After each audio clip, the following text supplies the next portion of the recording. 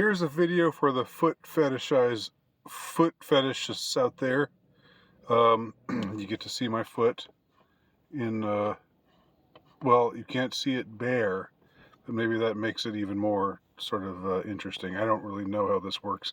I've never really been into feet. I've never understood the appeal of feet. I mean, they're fine, they help you walk, but I've never understood, you know, getting turned on by feet. But anyway, I want to just take the focus off of myself. This is another one of those interviews, or not interview, but this is another one of those videos. This is another one of those commentaries where I just want to feel more open and able to let my thoughts just flow, and it's easier sometimes to do that when I'm not pointing the camera at myself. So most of the time you're seeing me, and I'm sure you've all gotten your fill of my face, and now you can get your fill of my left foot here up on the dashboard. As I relax and recline in this car park at the end of another blistering day here in the Deep South. I wanted to talk about this. Maybe I've made reference. I know I've talked about therapy before, and I've talked about my own personal experiences with therapy and how, for me, it wasn't. It didn't work out, and I wrote about it too. By the way, I have a Substack page, and I am a writer, and I'm much more of a writer than I am a YouTube yacker. So if you like my YouTube yakking, you'll definitely like my writing, I think. At least I'm much better at it than I am speaking here in my impromptu way. But I wanted to talk because I've been irked lately by the blitz of commercials for this company called BetterHelp. And BetterHelp is like they're really trying to get everybody out there on therapy. They're really trying to facilitate the therapy industry to an extreme that I haven't seen before. It's just like, and surely you've seen these too, if you're watching YouTube, and there's and commercials come on, and very often it's something for BetterHelp, and it's like, yo, dude, I'm talking to my therapist, but it's just not working out. And then his buddy says, well, man, you should see another therapist. Maybe you just not the right fit with this one. And it's like these two guys who wouldn't seem like they would fit the profile of somebody who goes to therapy, but that's the whole point. It's like therapy's for everyone. You might be a working class guy, and everything, but therapy's still for you. It's not just for neurotic intellectuals. It's for everybody. It's so they're really blitzing this crap, and I just think therapy is a sham. Now, I'm not going to say that if I'm not telling anybody out there and to do anything. I want to make that clear, because you know how best to help yourself and your mental health. And if you're seeing a therapist or somebody and you feel that it is helping you, I'm not here telling you, no, it's not really helping you. You should stop seeing that person. You should get out of it. One size does not fit all. But my general impression is that therapy is a sham and a scam.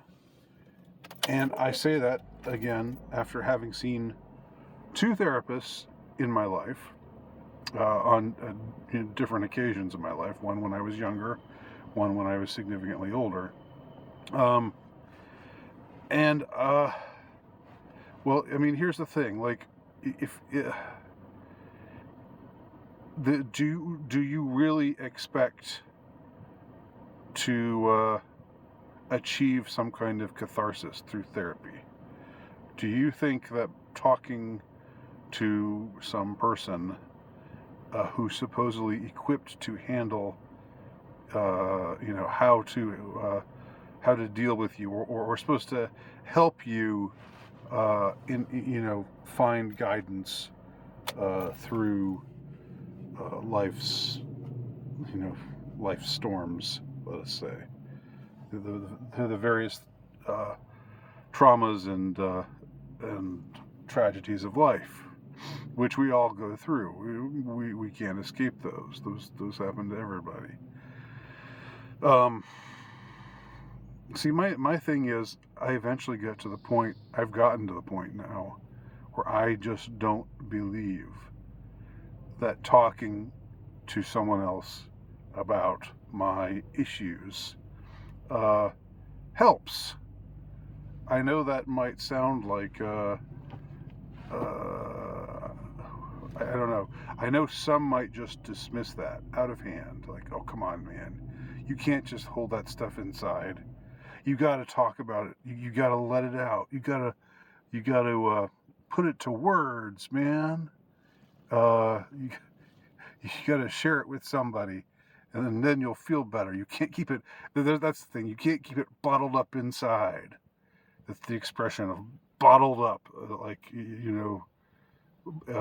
That's just really unhealthy to bottle up all of your stuff. Maybe it is okay to bottle up your stuff. Just a thought, okay? I'm not saying this dogmatically. I'm not saying, again, I'm not telling anybody what to do. I'm just suggesting something, all right? Maybe it's okay to bottle it up, right? Because you have to. You can't just, you've got to, you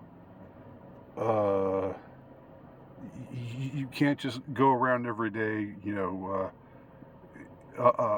crying and bleeding all over, bleeding your trauma all over everybody who you come into contact with. You can't do that. So, I mean, who came up with this idea that talking about it is better than bottling it up? I don't know why that is the case. I don't know why that is so. I don't know. I don't get that. It's like it's stated as if it were just self-evident, but I don't think it is self-evident. I have found that in many ways it's helpful not to tell people things. I mean, I have found that sometimes when bad stuff happens and you're pissed off about it, or you're sad about it, or or whatever way you may feel about it, that you just shrug it off, and I don't know. Or you could also, I mean, I use it in my, not to sound pretentious, but I use it in my art, in my writing.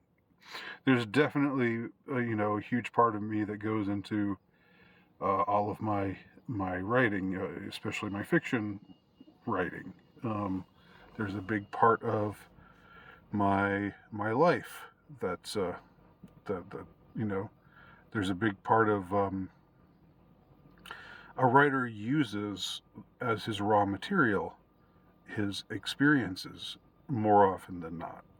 Even if he's writing a story that's not directly related to himself, even if he's not writing an autobiography, you still use things that happen to you, or that you experienced, or that or maybe just things that you observed observed that that had an effect on you.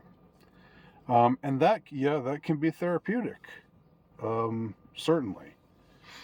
But is it therapeutic because you're getting it out, you're not bottling it up inside, or is it therapeutic because you're finding a useful, positive, artistic way of directing this stuff that's that's traumatized you and that's twisted you and that's that's made you angry and made you sad and left you disappointed and so forth and so on.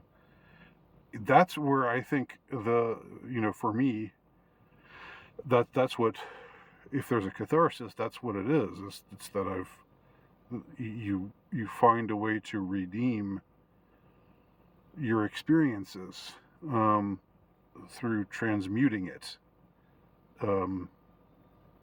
into art, and I mean art in the broadest sense of the term.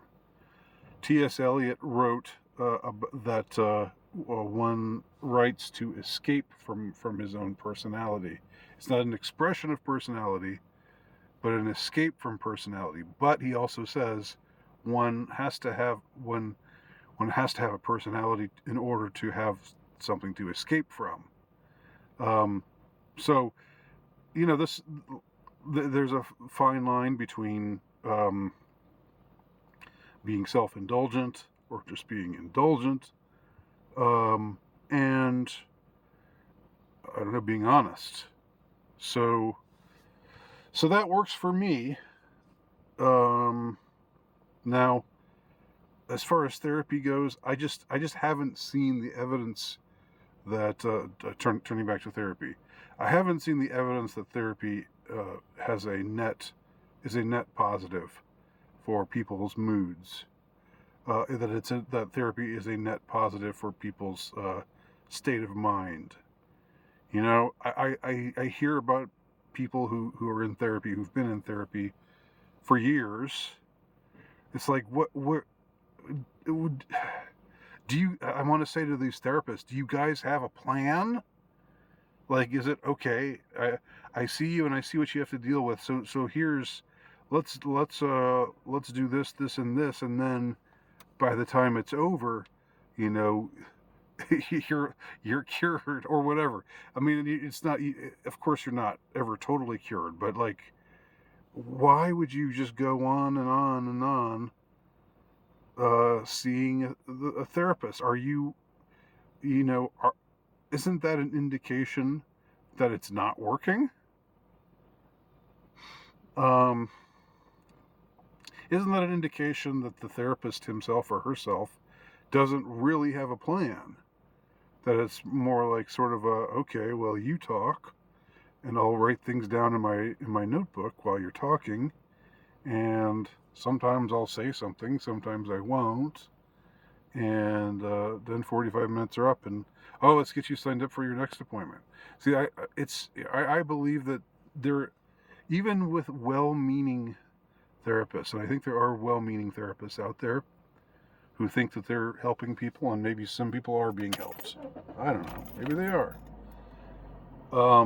But I still think it's a scam in the sense that they want to get you to keep coming, and they want you to in my that was my experience. There was never like one could almost say that in a way they're milking you for your dough, for the dough that you'll give them. If they were able to, if a therapist was able to see someone and say, after a period of like 4 or 5 or 6 months, then okay, that's it. Therapy's, you've done your therapy thing. Now, now go off into the world and use the wisdom that you've gained from this experience. If it was like that, if there was like an expectation that this was going to end at some point, then I don't know, that then it would seem like less of a scam.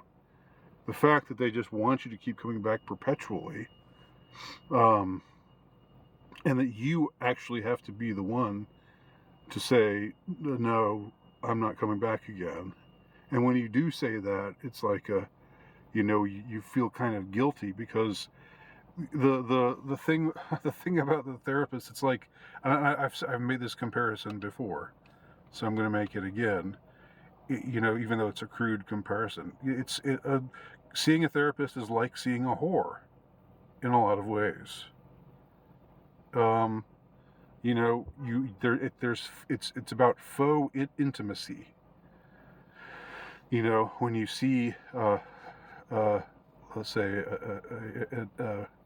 a lady, a lady of the evening, even if she's, like, on her game, even if she's really good at what she does, if she's like, $1,000 kind of gal, who's got it going on, and you get your money's worth. Still, the intimacy is not real. There is something feigned about it. It's very likely that that she gave you the impression that she was satisfied by you when she was just when she probably just disassociated from her body and knew how to knew how to behave in the manner that would give you the impression that that she was really into it. Because if she's, she knows she's good at her job. She knows that if she's not into it, if she doesn't seem to be into you, then you aren't going to have a good experience. All right. And when you see a therapist, you feel like you're with a friend, because you're sharing all this stuff that's very personal and intimate, and sometimes they share stuff back, and and then sometimes you kind of wonder, well, are we kind of friends now? I mean, is it like, I know I'm paying you for a service, but don't we kind of click? Don't we kind of have a repartee here?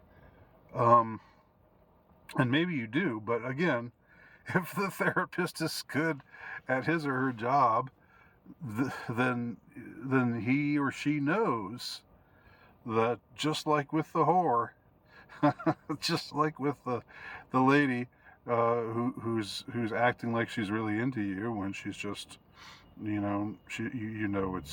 it's just about, it's probably just acting, just putting on a show. Then these therapists know that too. They know that it's good to be personable, it's good to be understanding, and to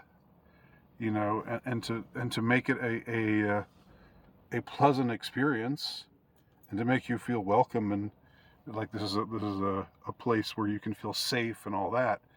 But how much of that is mercenary? I know it sounds cynical to say it, but how much of that is just like with the sex worker? I guess that's what we're supposed to call them now, sex workers, right?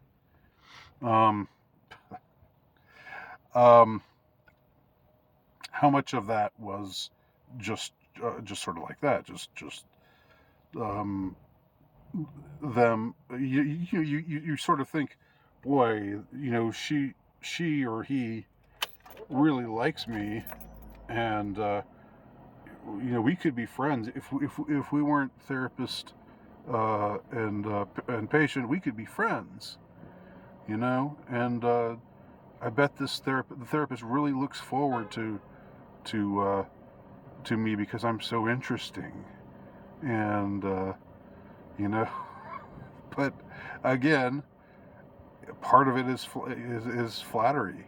Part of it is um, so you can't really trust them. Is my point, because they're not really your friends. They're someone. That doesn't mean they're bad people, but they're somebody that you have hired for a service. And if it's a service, it should be something finite. It shouldn't just be, oh well, just make this a forever thing. There's something really wrong about that.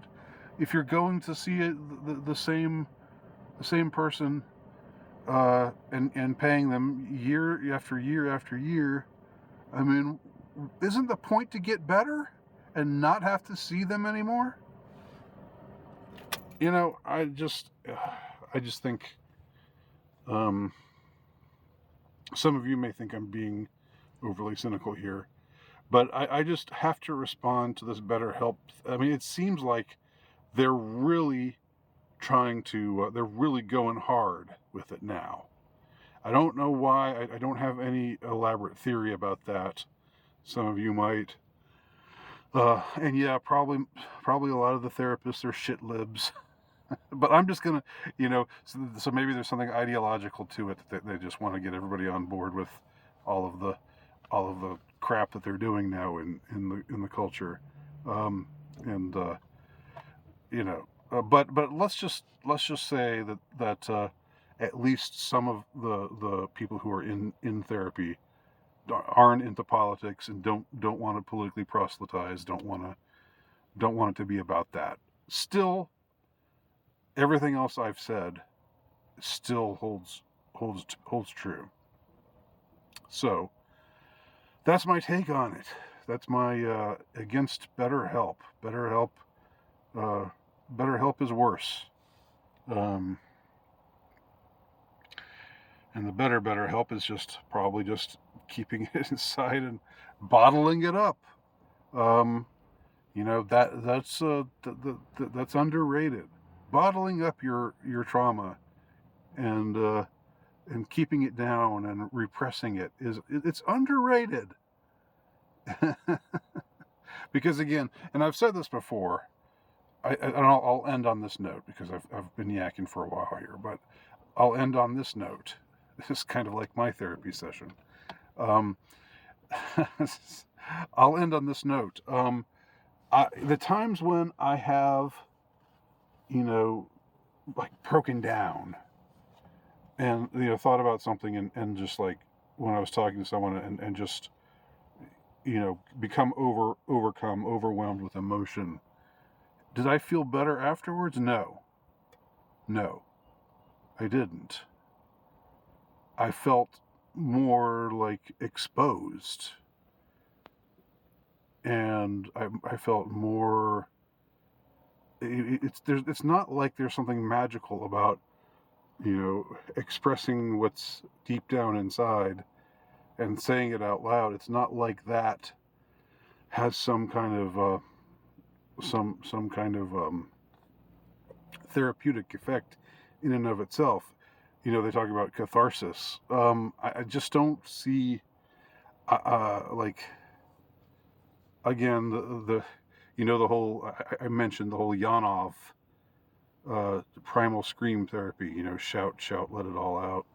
That you know, the Tears for Fears guys were into Yanov and his therapy.